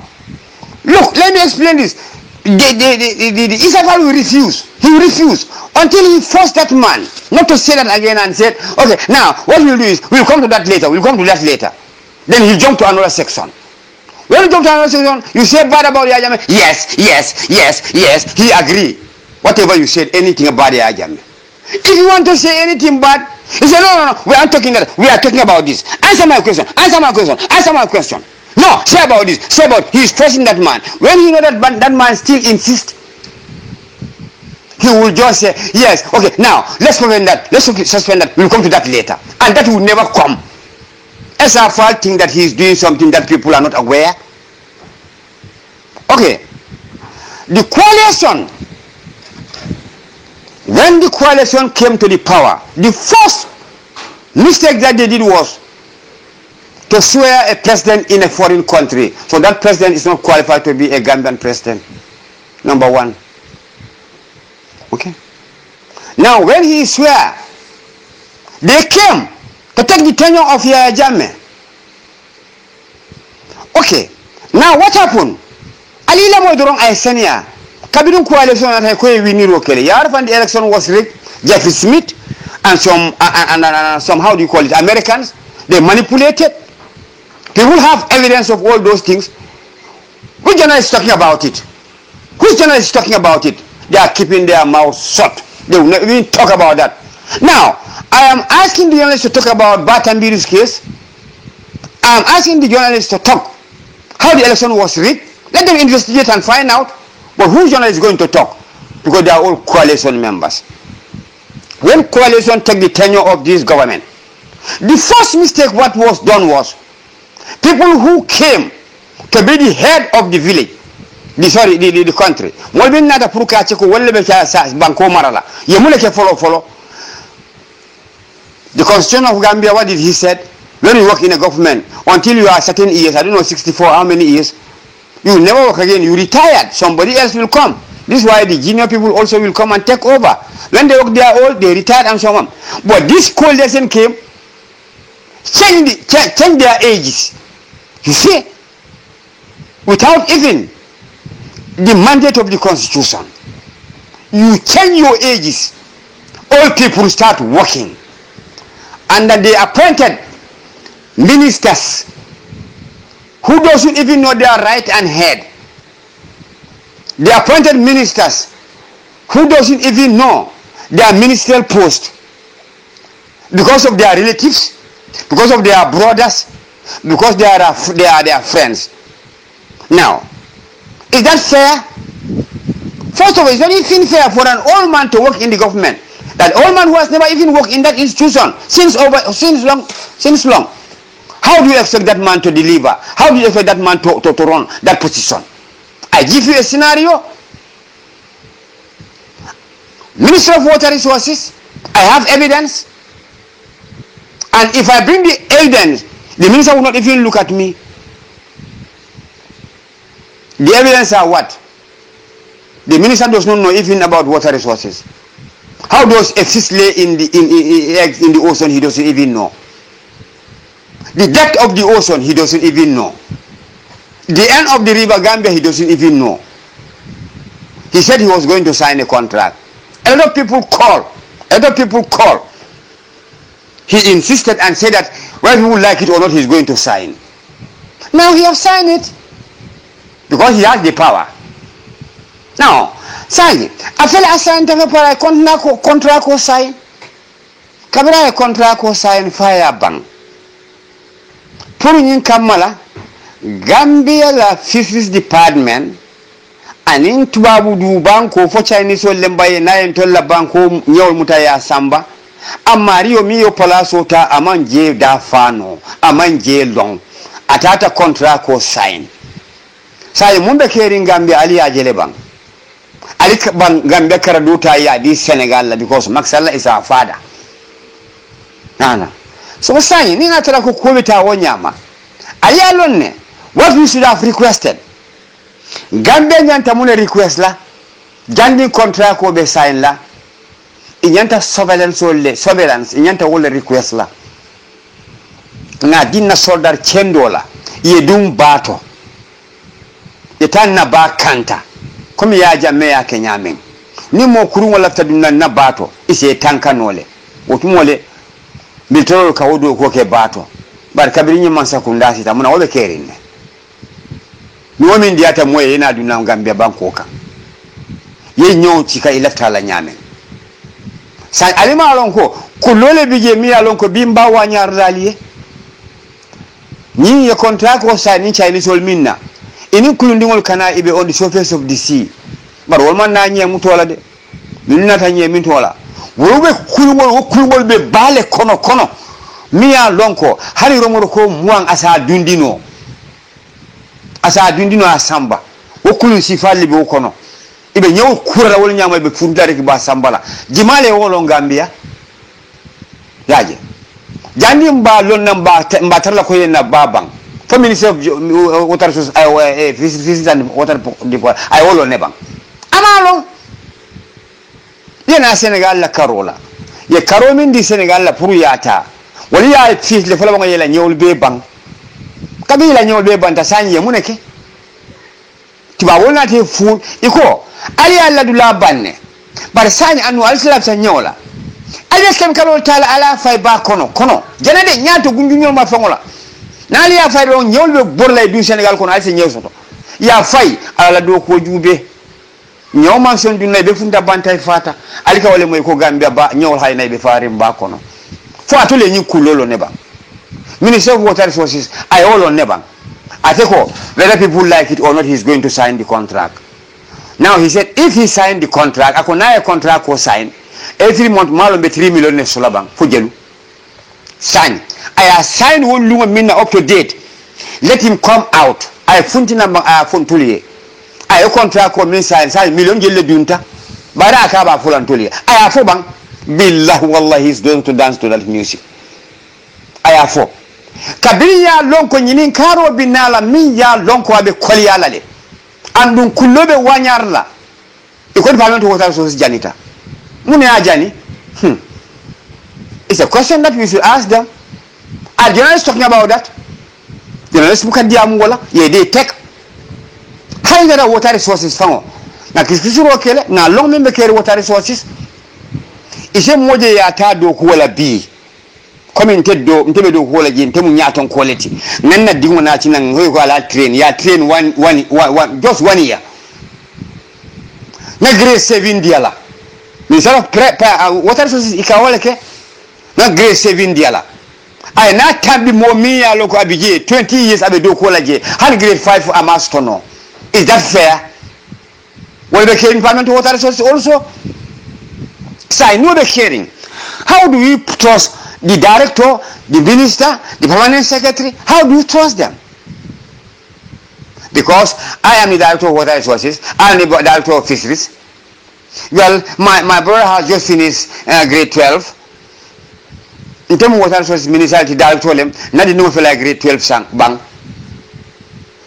Natata na general call kumalina ko alna hindi no train he train just 6 months iko they are qualify nge sambaje mo mi ya lonko ay do ko gi sangi muwan ni ngoro sangi muwan sangi tan ni sey akaranta Nigeria anata ay londo soto abi airport samba kanku yenna ila dingo e mun train just 6 months. It a grade 7 diala and the will be do for 25-26 years will be grade 5. Is that fair? And this is accountable tomorrow. It's going to be accountable. And as at now kisikisiro ke jele fanan na lonko those who were serving in the Department of Water Resources when we do call Department of Water Resources ye do ko ke ye sanji jelu sanji muang sangi tani woro sangi tan saba wo sangi manya na tala postina yanda tarale ka dinol control ka jube ga nyamen bari wol beta ye post ko men manta do ko men manta postina we are going to dismiss you ila badi din merengol mi alon ko ye mun trainer grade 7 di la san yilu be hani grade 5 ma sono itata wala samba je nya ton kaya ko ni manta be wube be water resources jimal be o fola billah wallahi nyim bellikla mbe funding ke dole gela je ne gambi department of water resources do ko kele fa e fonyo mba jela ay je cibaro fontolier wotumo lem bina tara media na fo min be kerin department of water resources na fo mun be kerin fisheries department yaje so sani mbali gambian kol danila mbali danila misilime din kendolu mi yallon ko inya yeleta ya hakil kendosto e ngani ya kendosto ning a tara ko mi yetti nyaado ke banko kan ye babili man sanen tabolo sey nimmin tada fo e batulay ani maron ani jame jilanko ani ogasane ani esama ani amunyol be min ka dia muke ni aliyenen alite bolo sey wala yatina fandi amu fundana ni wonde ndede dia mula bare ngani mol bin kumani tenting ni gambia tonya folal ni fon len journalist wolti you found them the best journalists in the Gambia. I like cool time journalists here. Journalists will close all your radio station and leave that radio station where Hydra is. Let that radio station be only radio station working in the Gambia. Because Ngamo Modole Kumandiroke Ako, that radio station is the best station in the Gambia. I was happy when I heard of that. Content covering our moy. Is the don't radio station to minka tonyafo. Sa into ba ka radio station do la mo you don't click kensan wala. But sani nan la siya maro wolom abita barole kan. Baro bi ntol lafita malafi itele ntol la president wati. Ntol lafita malafi itele ntol la president wati. Katu hannin ko malafi fombe bon la jebang ngana president ko jebang. Hani itele bi je oto bi itele na president wati. Bari sani iko kubuke kumpa dunia kono minka tama bagambia kono ku jama be fo kande fo aye kumpa ban fa me kumpa na ye kumpa well ise wuli de ni ma wuli de san nsa bala faye andu mala finga bala faye katun ndo meta la mo la radio la diamo la kabiri ite baro ko wita midi farmer store i wulita la motor kono moliye noma yeba ñun bridge yeba ñun fenko cross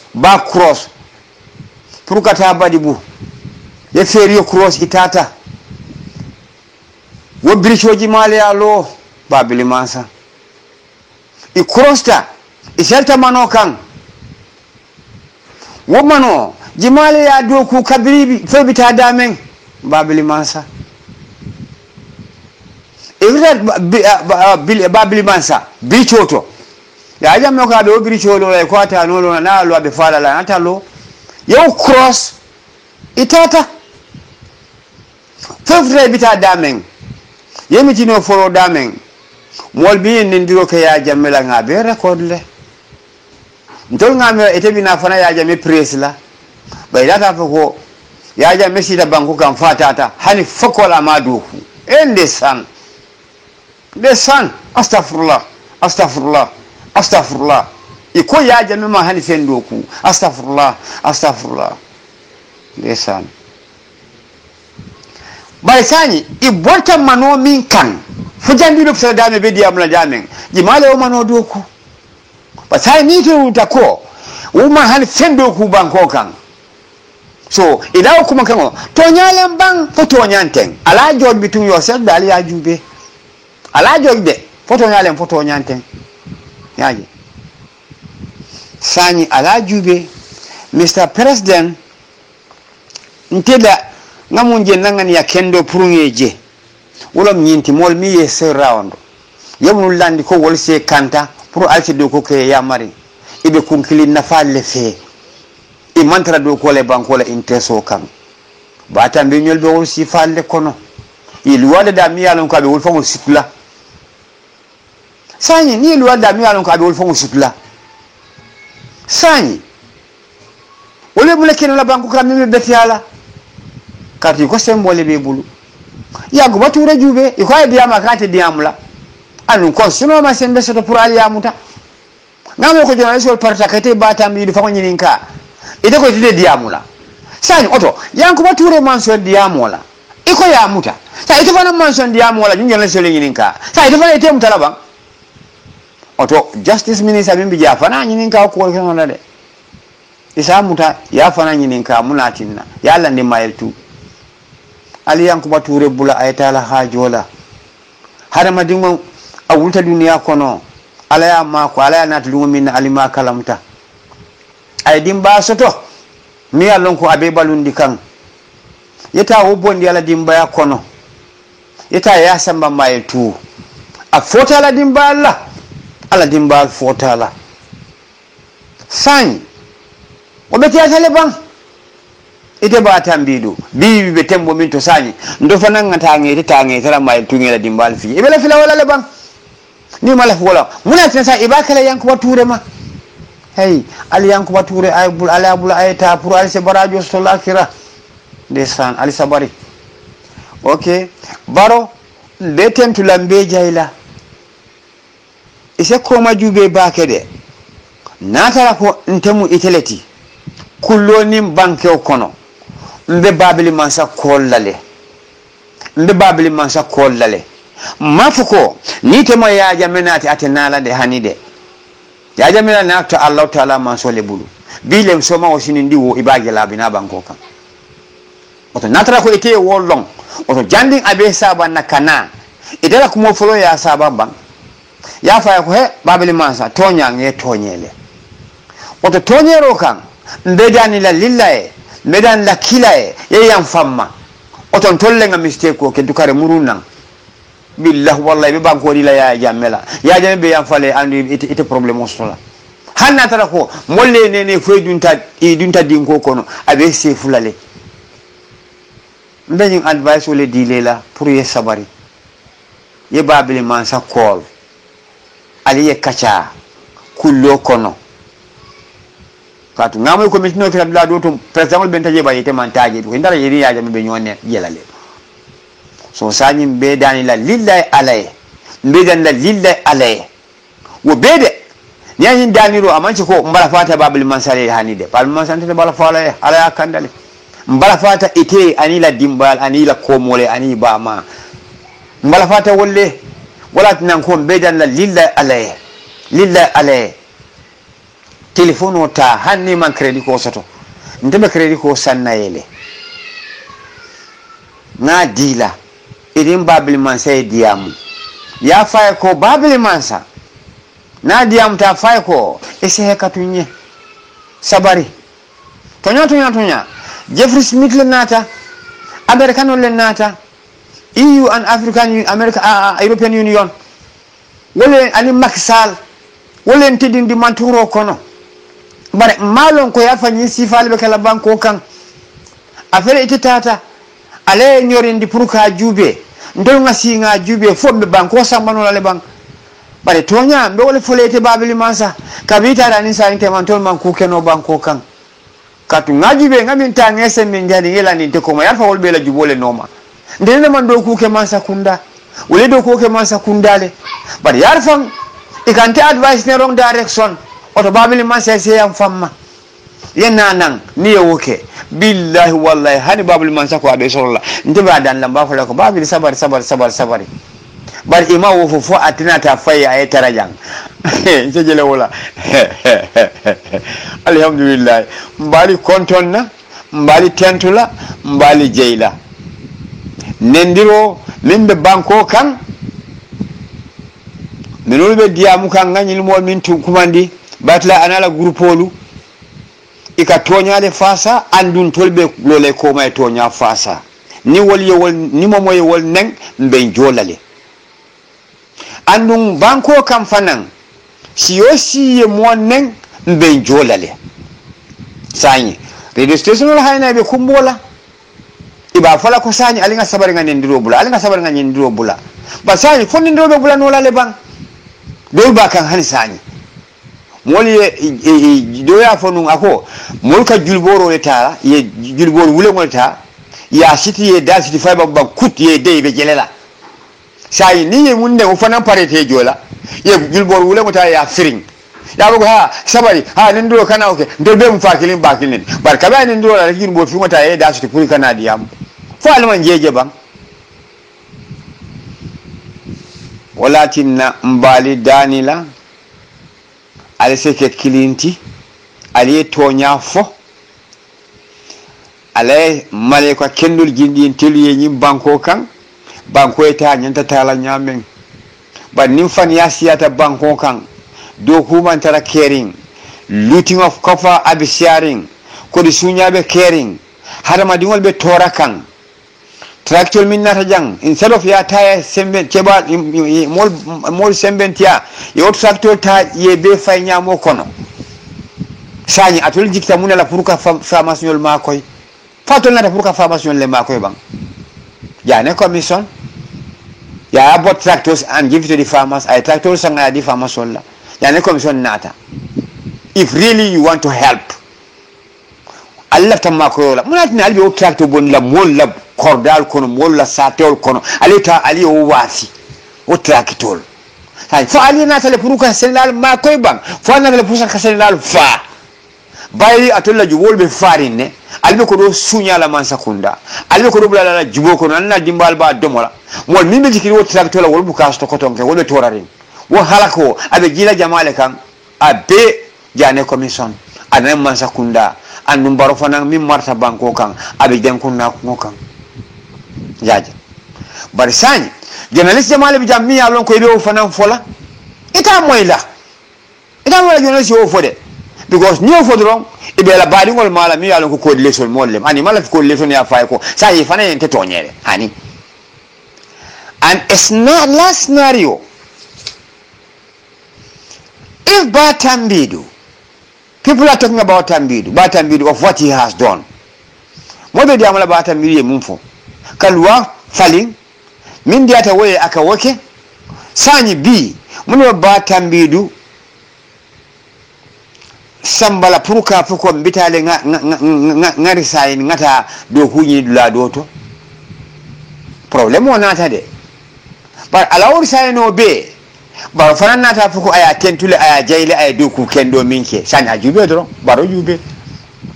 aka aya tentule aya jayle aya fo mol be ya moy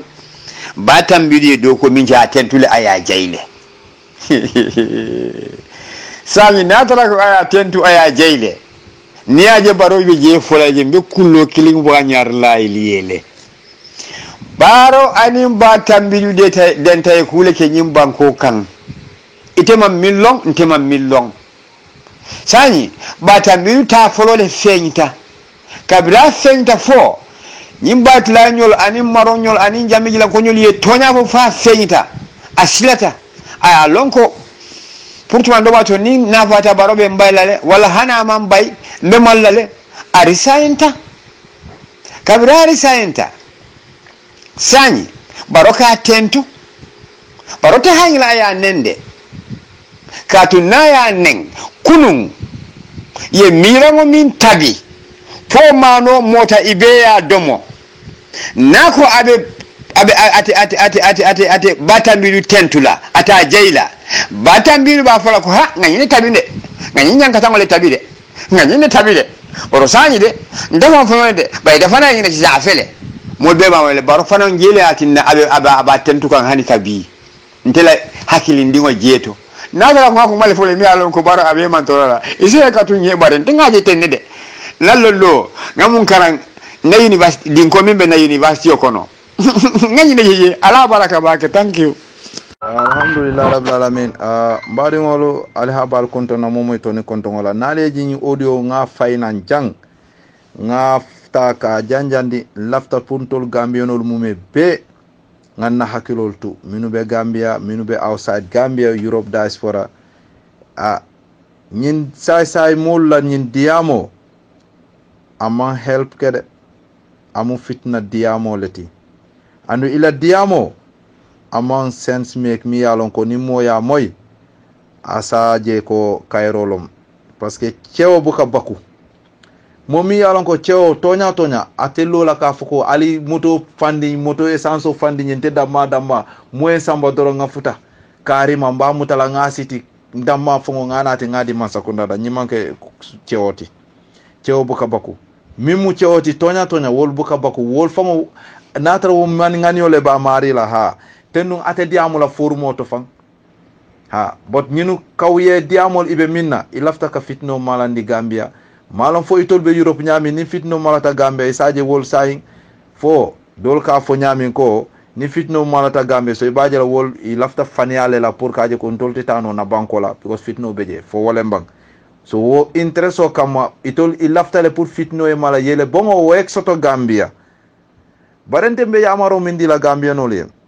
aliaje nyintries jotna ya denkili jang ya denkili fo inata mo dol soto i sonta e fan dundi man toro kono itata ye dol nyungol kati ye dol bulol problem dol bala dimo ye wol soto dol tia gaso wol be sirin Europe ibe diamola mune botaje aliaje mo dol nata tries jotna after wol i losta yo hosta itata femme soto e borta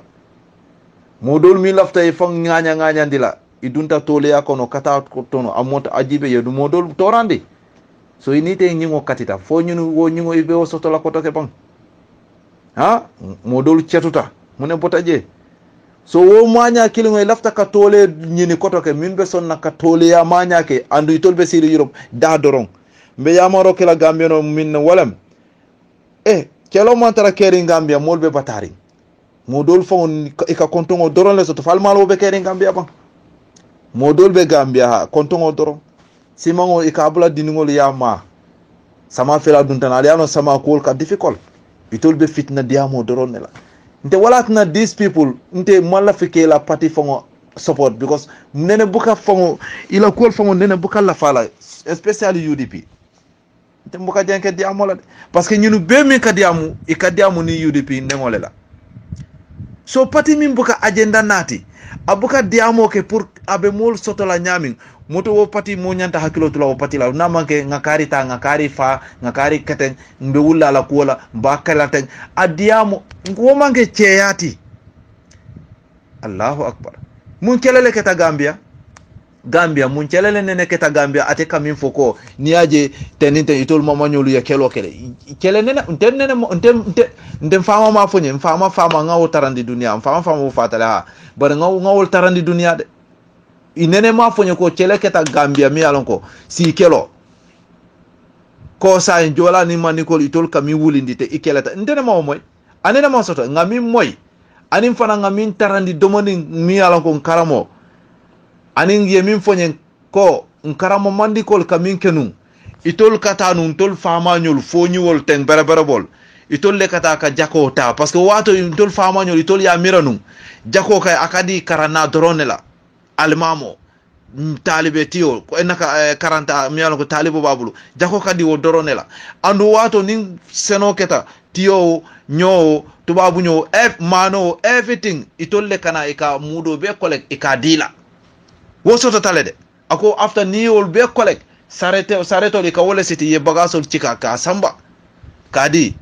wo ngawol lonede bare ka keloke wo nene man soto nene ma o moy fo itol da mongol le ka kele kunku kol ten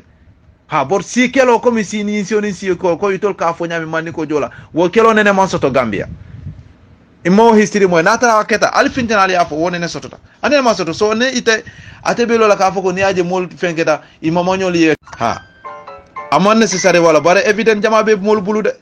ñunu ka kool min fo ñin diaspora kolu e ka mandin ka ya to mi use ka siol neng ka mol neng abe kerina de anu min gena feel sata fa dodo abuka mirade aka wulle fa fu ntelon kare kan kare kunda kare lom ay nendir garawrim bafo katilindi jolalla abe evident be keri mol bulu so ni wol kala fla fla baytula aka nendir ke hey ale tiaful diam audio dol beje mol kamalu parce que mandin ko mun karamol leti nkamalu lek pour ka audio dol fongo dundi pour mol ka o nendi romay amambete aka fitno le gan hey ala fo nyimol ye 30 kilo ye regle ala fo nyimol kay ye ke moti mi ko ibe 30 kilo ke la ye 30 kilo ke natara agenda be bulu fitno e wuli Gambia to le kayro soto Europe woto kela de parce que mimbe yelo sabab la wo yela bongo ke Gambia ka balan wala na yaaje me sonta ka banko ta ay jenke ate mol bula mo yelo kana bon so itolla interest wo satina bu yelo ena bon minu be kala toleti nyunu yal dundi dinko kono abe kunna albe kupila atol kunga wolbe sila Europe dorong ibe hawla dorong abanta atoliye kasara so alisi tek ale nyaka sila diamola ali bulay toliye diamo de ye doro jabe diamola mebe ay doko ke ajita nan ay si ala larongo kan tabulo kan bundingo kono aya hawana barara ay la sino ali nyaka si nyimolla ntebe o darna la ke la gambiono lede ali nga si tek nga ntol APRC nga na agenda ke nga sensitization ke moli APRC is for all of us, not any tribe but for all Gambians. So ni toli ya jele ko itoli ila party for only itol damma ya waje no problem, but e kanyim fitno min fo mfana be yamaro ke la al tolu ko e kal tol min la fla use lo ko ali makati bayo ke ibe makati bayo ke la watara to nyaabe bulu ala be fasala wallahi bare ni to nyaate bulu wallahi ne fan taw ibe kasara la ibe nimi salad andu won nimi so te tati na la yekana nali aje modol camera la APRC i morolu APRC morite APRC kono mimbe mori ala de APRC be toñale la ala be toñale kono walatina APRC be kokula ala ka fasaro ke aka APRC wati sa ni mo malong ite ba mirala ite mu moroleti wala mori ale be APRC bulu ika mori ale ke mori ate jede APRC nga dankini ale soto ala mansata lama mbe loring walatna ninga kuoku nyini ala ka barako keje aka baraka aka kek kak para manke mori ate bare nyi mol mi ala ko ibe faniale la inila o nafulo mume be nyi coalition masakuna inila o nafulo mume bele la anila o dabar moro jor jalang morol bele la iman Gambia keno killing iman majority fango soto no mol Gambia nol bulu APRC mi ala ko yala nafulo muta yala motol be muta but APRC jibe kafo mimbe APRC bulu toñale be tamakan walatna ala be toñale ka mori anteje so nal si kasino al kafo yaaje me ka mol le doku aka mol mindi man nasola aka nisol mindi nasola mol kawdo mo fan yalo say jumale ka okay say APRC kut na fulte APRC bulu pour ka mol mindi sada nasola ka mol mindi niso nasola atole be wala al momol soto wo nyaawnya fan ya tous moro le balla kodo domola censenke yal kundani nyaawnya nal findita lungol na ko fitno pam lakira wolungo kabrobe ala man tankala la fam bar mo jama be visit la lakira la de woto min be Gambia al kanaso yal tole andile ali si tek foire min bal bulu ali si tek ali alfa muta ali ala muta nga fere ka ali to nya fasa ha nyinka nyimmi kurukuru si kelo walla atal watila de to nya mantaral bulu de ntolu APRC nkolu to nya be mbulule evideno be mol bulu to nyoro keta atambita nanela al careful ndem nga wala soto be min dandalaro min kela APRC manjiki morol la doko to nyale be mol bulu wala nan jikita wo to nyale la nsembeta wo to nyale la ala fasaroke wala nan tolu hanin tata nyin ustaso min ka dara karandiro ken ko ustas mol duade na koy abaraka ala male duabe jabilale because APRC be to nyale kan abe barakole kan parce que ala ka to nyale fasa wala na APRC koku ngamin nyini ala be barako kelaja abe watilale bare atolu UDP kolu ale fitno minke ale offending minke ale mantoro minke moliye nyin coalition government ale mantoro minke ale ala min tonye wallahi nal tawta al dingol min be Europe yal dundi kotoke nimiso la wallahi al ben nimiso la folla bango wala be kala ala end of nimiso ila yawmidin wallahi ate bayla de nte wombe dandalaro kela ni odi wala na nga fayna jang nga tanon dulato de nga nati jang pour CDR lom de andu mba jande de la formule mu me belela APRC right now jola fa mo tara APRC marandi kanko ning na tara wolem si kote ngol lom ko mimun tol karamo mandikol wala be APRC maraka so APRC manke jola patiti ko si ol bela patilo gambiano la patilo so atol allafta mune fola baro be nyawni alko fo fitno yake Gambia dron subhanallah you people should be very much careful ñinu mimbe fania diamol ali jenkela de nte ngaw doro ne soto mbena kumo dandi la jang alama alen sutra par al kana nyimol no ma de ali jenke nyin criminal gangster molu ali jenke la ha ali jenke la de ila kumol ali wolta ali eta fay kamo kono al kana je ko nyun la diamoy da waro kensengo cewo buka baku cewo min lafta ka kuke aka kele nin dumala abe kol kela nin dumala ay sitek ay batu bare min ka finti forumo kono ka wele wo manke cewoti de wo be fayitandola anin kala fla mutolel mal dundila mantoro kono komi ya min kenu jan 3 years dol min mantorata yemuna sotoje yeminu samba mail tu yemuna sotoje fo malo doro disgrace o doro hani one day mail tu wo mu disgrace balati so al careful mbe mbadi nin karamon bal yamarla alla nyin kawye criminal gangster dindingolu min yalon ko tolle yalon bayro modol beje niaje ko itolu no hope for them so ibaje la kana ke hope for those people others de ha modol be wala nyamade modolu comme nun to nyobori ngodoro ni yimbir fulol ye combat soto na tol yaje ko atol la yimbiro de nyimba boyndila wo nyobori ngo bokake ika fitno le mamandira ndono param ale sey nyola param dokol dimdam hi kam acha janjango eke because ya lonne nim nyobono kan nyimba boyndi lay tolbe malulale so nyin kwale sono nyi UDP fana ibe strategy le tamandi kandoronde I digital ya lonne ko there's no hope so ko hay nga fitno mamandi ntol ta do mola bare fana tol fana ta do mola de andu nal tawta ya al ya mamandi jang wallahi albaajelale ntewo nkaramo kendol ibe lolale yal malundi tilibula ba katango ka fa ka itandiro ka atol mutolele tal mu nyama toleti ntol tal no mala nte karamo kendol mi mu mandikol wol tal no mala de parce que ngalo natol mu fitna dum kelleti albe Europe nyami al mambala fa al kotoma mimbe Gambia al mambala fa ke al fama mimbe Gambia al mambala fa al bama mimbe Gambia al mambala fa al baring mimbe Gambia al mambala fa ke al koto mimbe Gambia jola barundi jellebe mandiko kono mandiko jola barundi jellebe jolal kono so wo be nyawnyal mantara wo miro kala de atol ko fo fitno eke al bukamalu bare ndesa alama ala yal dema ayal so hakil falingola ayal so jerola alama ala yoke nte umbe duwale kala tron allah fitno dawda alama ala sa dibande comme amin akamin fodoro kulama awqadu naru lil harabi atfa allah ha kulama awqadu naru lil harabi atfa allah ha kulama awqadu naru lil harabi atfa allah nte lafta ala yo ayoni ayo barako ayo ayoni ayata ayo Gambia barakandi ko nali ye fitno wulindi wati ni ye fitno wulindi wati masatala sa diben alama masatala yoke wassalam badunga alsinyi audio la moy kude itol kami fo manke to nyakumoti kelo nene man soto Gambia si kelo komi itol ka asamba nyame jolani man ko nene man soto woto mbadde amula mbadi ngola ali si tedon ali tenkum nyinube da doronne la parce que itol kami fo itol be pare je fo itol yamere itol kami ndi amu baytula natare itol iko itol kana ibe nyomo la pour ye pare ani momin pare takabirin kunu ngasita apare mbandi ngol wol pare takabirin kunu isita ite ko ibe wulla bi albe ibe fero kala bi ibe pare kala bi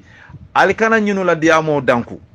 nyinu mu setane diamo leti kawye molleti Gambia do yatale nalbe kullo diamo kala alkana mirat multa lonna mul ba lonna le ye careful untolun ka evident diamu jamal min soto diam dolbe jafa mbukala fila fango ka audio findindi